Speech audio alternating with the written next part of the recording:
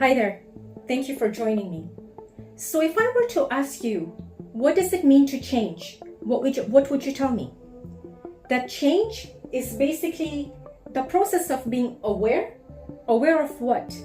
Of your thoughts and your actions and your behaviors that have been programmed into our minds since we were very young. This is what we talked about in the last lecture, that there are certain subconscious beliefs, right, as we're growing up that are so programmable. We're so programmable when we're children that these belief systems begin to become the fabric of our personality that is to be formed much later in life, right? And it's these belief systems that sort of bind us to our 3D Newtonian physics reality. Now, how does that work? Remember, we said that the way you think and the way you feel is going to determine the way you act. So the thinking that we borrow, right, the way we see people operate at a very young age, whether that's our family, our peers, our, friends, name it, your role models. When you adopt their way of thinking, there's a kind of reality that you're framing around these thoughts, right? So your personality then is based on a set of predictable patterns that you have seen your peers follow, or your parents follow, or your grandparents follow, and you've subconsciously believed them to become your truths, that they are your truths, that they define you.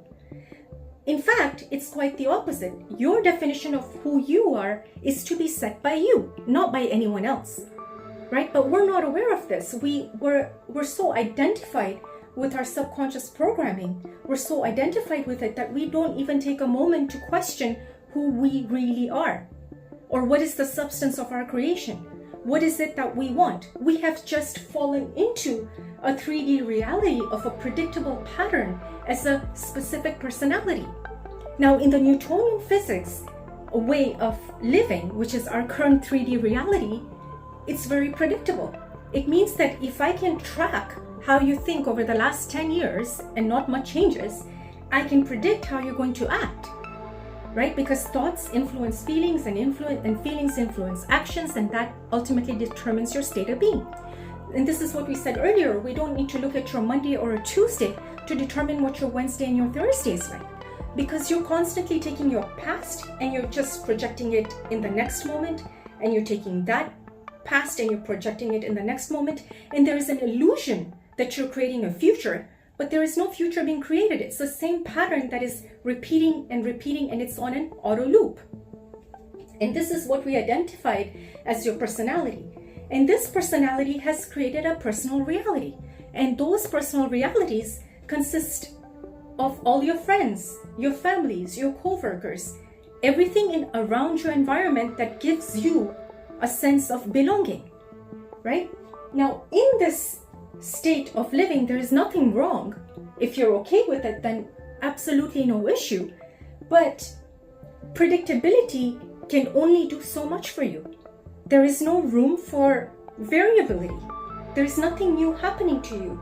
And what the downside of this program is that you're a predictable variable in this equation. You're so predictable that even if by coincidence something was going to touch you, it would just not fit into your programming structure. You wouldn't be able to understand what a miracle looks like. You wouldn't be able to understand what serendipity looks like. It just wouldn't fit in your wiring because you're so used to chasing something, right? The spirit of lack or competition or scarcity is very much a part of a 3D Newtonian way of living. Now, why do I say that? Because there is only so much time. If I'm in point A and I'm a separate entity from you who is in point B, and if you're my role model and I want to become like you, it took you 30 years to get from one point to another. Take, for example, your educational accomplishment, right? It takes you 25 to 30 years before you are a properly designated doctor, right? And therefore, for every accomplishment that you want to achieve in life, and there are trillions, you're quite limited in terms of the time that's available for you to achieve them. And this gives rise to the sense of competition, to the sense of scarcity, to the idea that I must be better, I must compete, I must be one up than the person beside me. And these feelings of competitiveness originate from the basis of lack, and lack in terms of time, because there is only so much time you have from ambition 1 to accomplishing ambition 2, ambition 2 to accomplishing ambition 3, ambition 3 to accomplishing ambition 4. By the time you get to ambition 5, you're too old to enjoy all of it.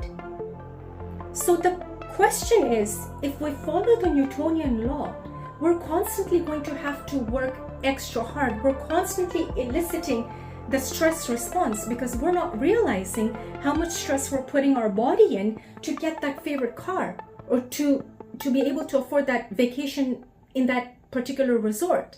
We're constantly comparing ourselves to others because we believe that their achievements are better than ours, and we go and we strive for the impossible within a certain frame of time. And that gets extremely tiring because your notion of happiness is quite distorted, right?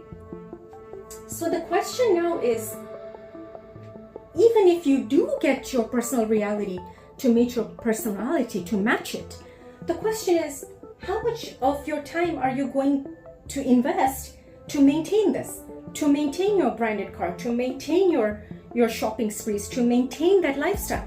What does it take to keep that personal reality going?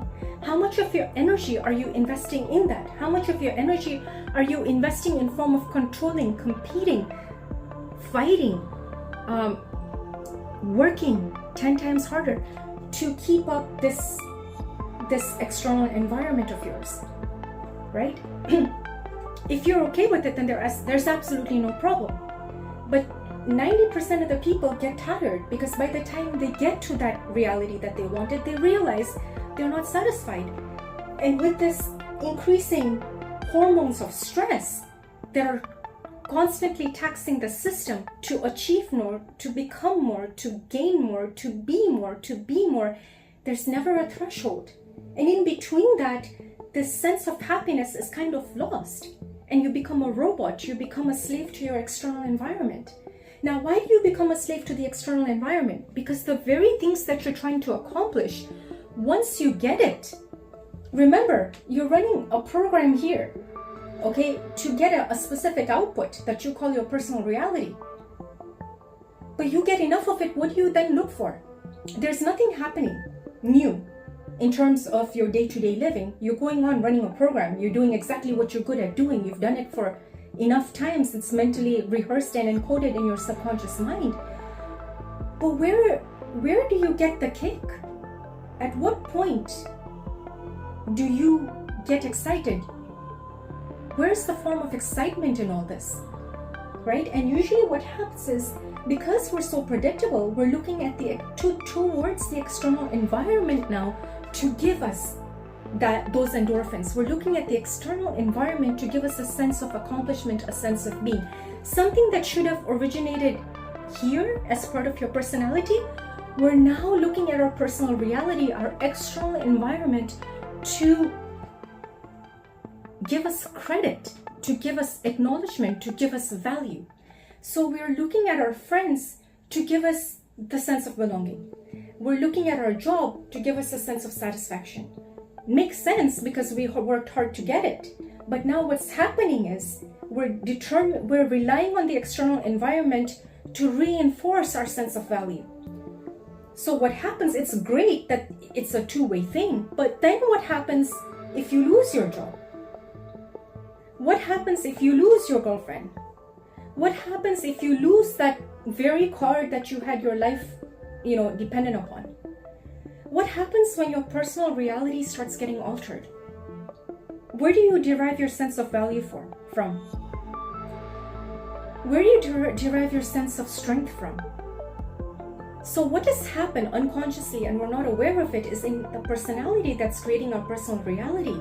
We're using our personal reality to reaffirm our sense of being, our sense of value, our sense of worth.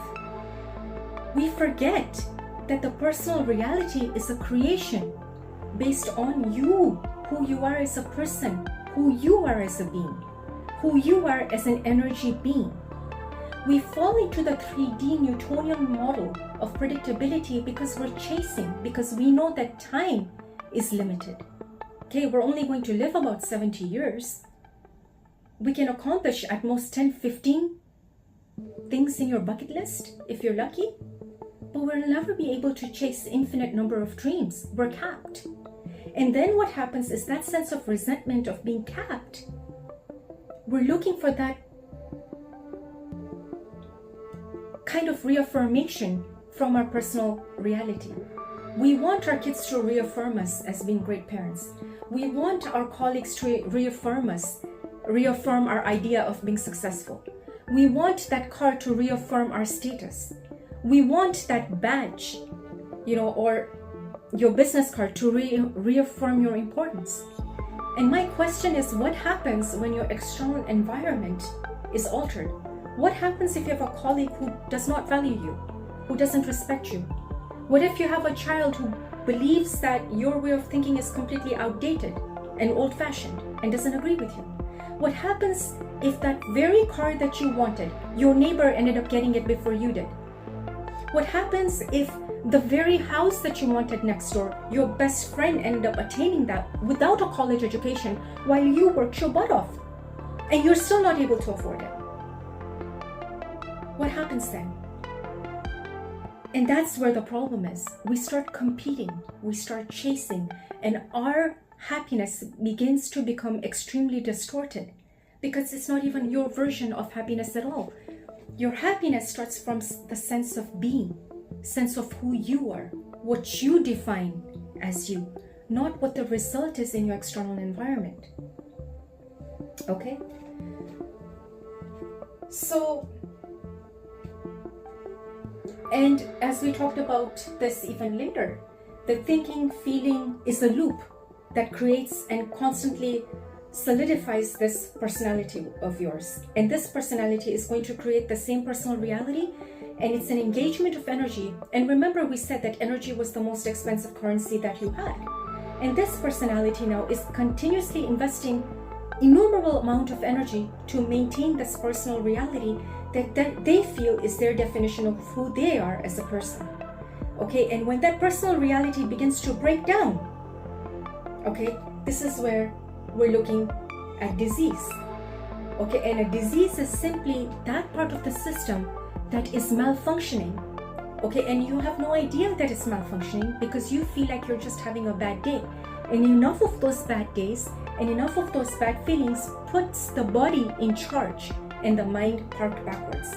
Remember, we talked about this. We said that the thinking and the feeling loop is so seamless that the body ends up taking control because the reality is so predictable that you don't need to use your mind to think about what the next moment will look like because your body is so perceptive, it already knows what the next moment will look like. It doesn't need you to tell it. And because the body is so perceptive and it's running purely on emotion, if you're having a bad day, if you're having a bad mood, if you're feeling crappy, your entire day will be crappy and your mind will follow that crappy attitude the whole day. And if every thought affirms every feeling and every feeling affirms the same thought, you're in a loop, and that loop can go on for days, months, years, lifetimes. Okay? And then we're constantly relying on our external environment to reaffirm who we are as a person, which is even more distorted. So then what does it mean to change then? What does it mean to change? So would it be fair to say that to change means you need to be greater than your body, how your body has become habituated to being who it is, so you need to transcend your body. You need to transcend your environment. What's your environment? Your personal reality, the people that reaffirm who you are, the places that reaffirm the same mindset that you have, the things that reaffirm the mindset of who you are. Okay, so to be greater than the body, to be greater than environment, and most importantly, to be greater than time. Because time in the 3D Newtonian world says there is not enough time. In a day, you only have 24 hours. There's only so much you can do, even if you go on 4 hours of sleep. How much will you accomplish? You'll get tired, you'll get exhausted, you won't be able to enjoy the very life that you've worked hard for, right? Your environment are people who are influencing your state of being, right? You have given your power away to your environment, right? So if somebody in the environment is having a bad day and you happen to be in the vicinity, guess what happens to you? You automatically get into a bad mood and you don't even know why that happened. Okay? And most importantly, time. Because there is so much time, you can get so many things done. Your hormones of stress, your system is always being taxed. Even when you're sleeping, you're not able to sleep in peace. Your dreams are corrupted with the what to do's and what are the asks and the traumas and the pressures. So you're not even resting correctly. So then, to create a change is to be greater than your body, greater than your environment, and greater than time. Okay? So, to quickly recap, what does neuroscience say about this change? Neuroscience says that if your thoughts and your actions and your behaviors can make you sick, then can new thoughts and new behaviors and new actions make you better? And the answer is yes. And we talked about that in the previous lecture. That you've got 3 brains in the system. And if knowledge is for the mind, then the experience is for the body. So whenever you decide to change, the first step to change is to gain knowledge, to know what is happening inside your brain circuitry. And like we talked about the other day, you've got 3 brains that are at work simultaneously. You're not aware of it. So every time you're listening to new information, this information is being consolidated into your brain circuitry. Your neural networks are all rearranging themselves to create a new mind. And this process happens in the neocortex, in your first brain, right? Where information is logically being consolidated. But this is all theory. The application of it happens when you decide to take the step towards change. When you're actually being aware of what you're thinking of all day. In neuroscience, that's called the act of metacognition. That is being aware of what you're being aware of at that moment in time. When you start critically observing your thoughts and where your energy is being expended during the day, that very act of doing that is called metacognition. And if you can raise your awareness to see where you're spending your energy most of the day, you begin to inhabit, you begin to follow the philosophy that you're reading.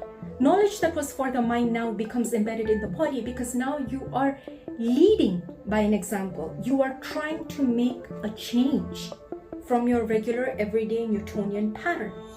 Is that change going to be comfortable? Absolutely not, because your body is used to doing something for 35 plus years. Suddenly you come around now and you say, no, we're going to do this differently. Of course you're going to get pushback. But now you know that you're going to get pushback.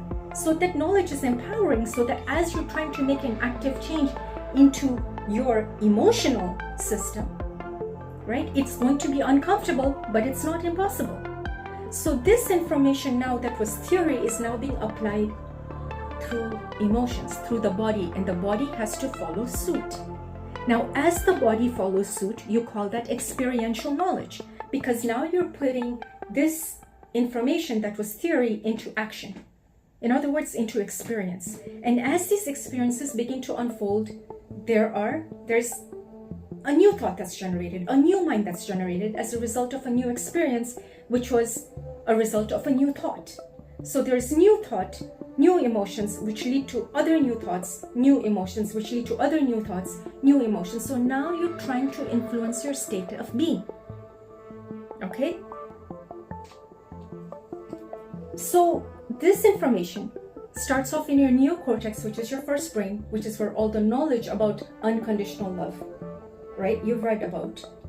It processes into your limbic brain as sense of emotion, because now you're acting as a person who is more compassionate, just like that example that we gave, right, where you see your ex and you could go either way and you decide to take the higher route. Okay, and it's not just a one-time thing. You keep repeating this pattern, you keep repeating, you keep repeating, you keep repeating this knowledge, and it becomes your new way of being, right? And then of course so that happens in your limbic brain, right, where emotions are processed. And your third brain is either your reptilian brain that can go into survival, into your old patterns, and snap you right back into your 3D personality, Newtonian physics. Or then it can go into your cerebellum, which is another part of the brain, where new information is stored, where something novel is stored as a sense of being, as a new personality. Okay? So this happens, and it has to be an active effort, because you need to rehearse it. Just like you've rehearsed your unconscious patterns so many times, you have to now rehearse this new pattern and make it part of your new reality. And it has to be rehearsed so many times that when another opportunity, an altered opportunity, comes to you, instead of going back and relapsing back into your old personality and going into survival, you can access this new information and this new potential you that can create a new reality. Okay? Now, easier said than done. Why is change so difficult? If we know this information, you and I and many others who've tried to change always find it extremely difficult to accomplish this. It's not like a snap of a finger. I wish it was, but it's not. Why is that the case? So, as we've covered in the last lecture, the origins of thoughts, okay, are embedded into your subconscious mind, right? And this subconscious mind are belief systems that have been indoctrinated from the very beginning, okay? And we're so unaware of some of the belief systems that we have that it is nearly impossible to change them. Why is it difficult to change them? Because at a conscious level, we're only operating at 5%. Most of our subconscious pattern are at 95%. At 95%, we are running a program, okay? And the brainwave studies show this, right? At a conscious level, you're always in beta. Beta basically is a brainwave pattern that plugs you into your external reality, okay? The simulation that you call your environment. It's extremely real because you're constantly informed by your senses. Your senses are constantly bombarded with new information that is linking and syncing your neural networks in your brain, and you're constantly reevaluating your environment, right? But there is this other aspect within you that is called the subconscious mind. And those are patterns that you're not aware of. Those are the origins, those are the roots of who you are, right? And most people don't have access to that because it stops at a very young age. By the age of 6, 7, you're done. The subconscious is primed to create all these different combinations of your personality, okay? And in between that, the area that divides the conscious and the subconscious mind is called the analytical mind. And the analytical mind, let me be a little more clear on that. The analytical mind is that aspect of you that's logical. Again, that's why it's called the analytical mind. And so when you're a child, you can accept, believe, and surrender to any information that you tell a child. So when you say Santa Claus is real and you're opening up those gifts on Christmas Day and Christmas Eve, you make that a very real thing for the child, and they will just believe you. They will not question you. But this faculty now, past the age of 6, starts changing. Okay, in other words, in terms of brainwave, if your subconscious level is vibrating at theta, right, that is the brainwave pattern, that is the lucid pattern, this is your daydreaming pattern, right? By the time you hit the analytical mind, past the age of 6, right, it's oscillating at alpha.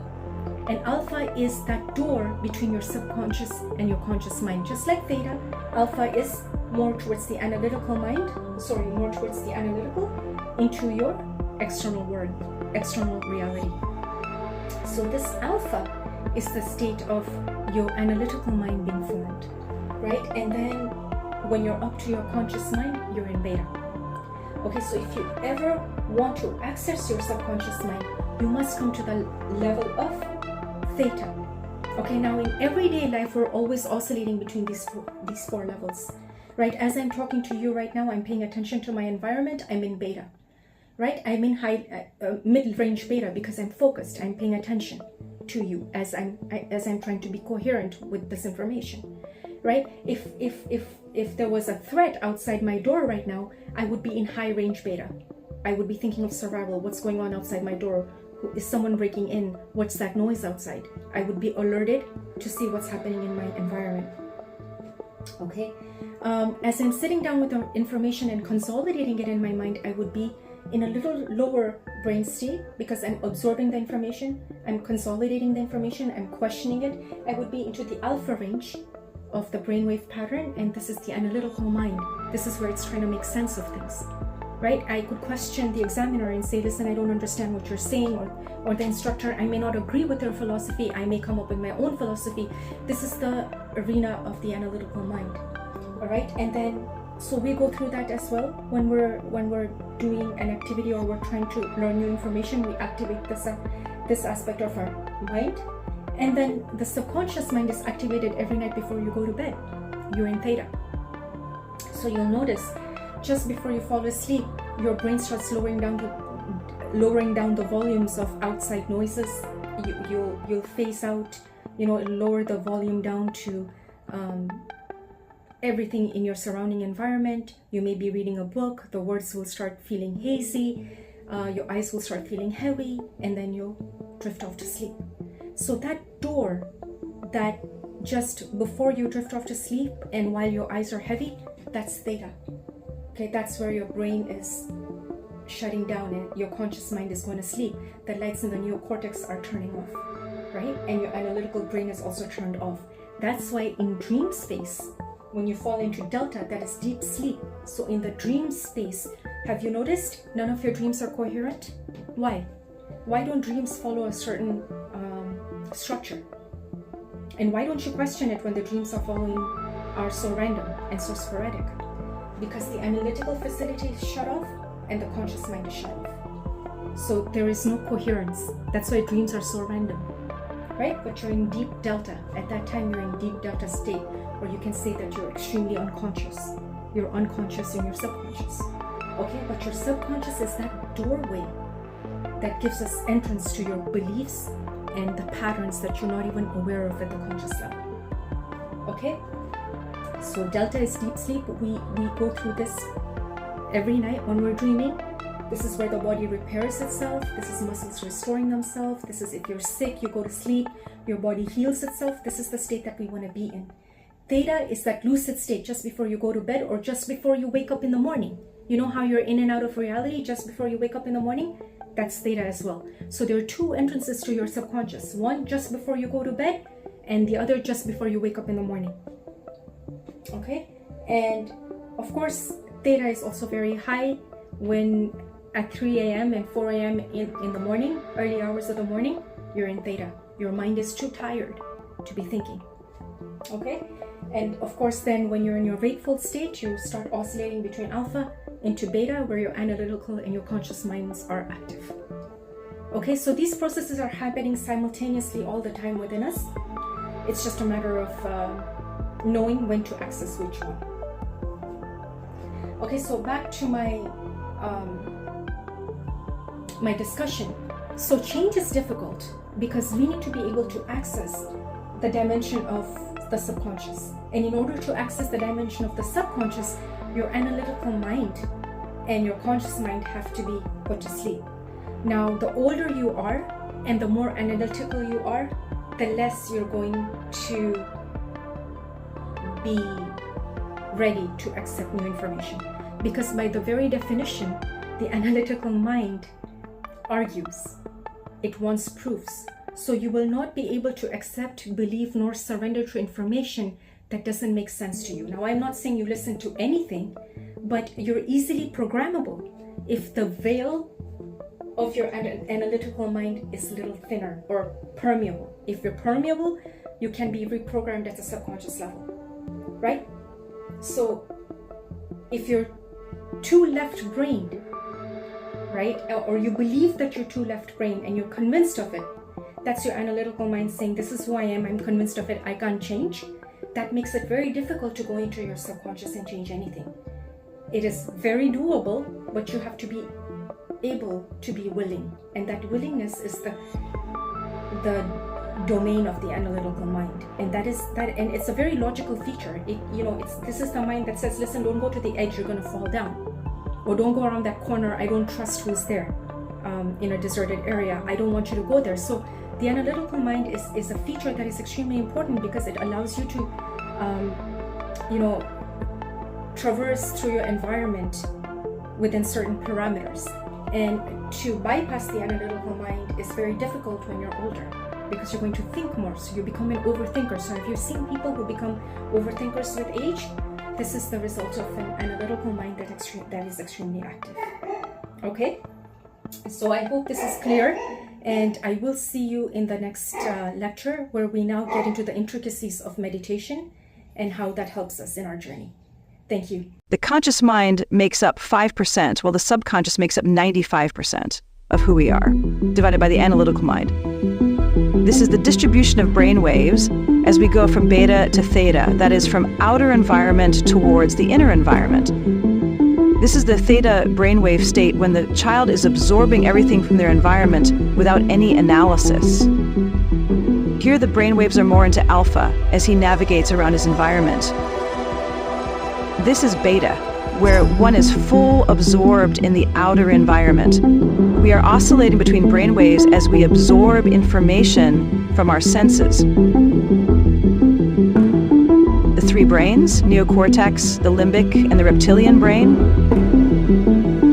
This is where we go from knowledge to experience to wisdom. As this information is wired, we create our new state of being,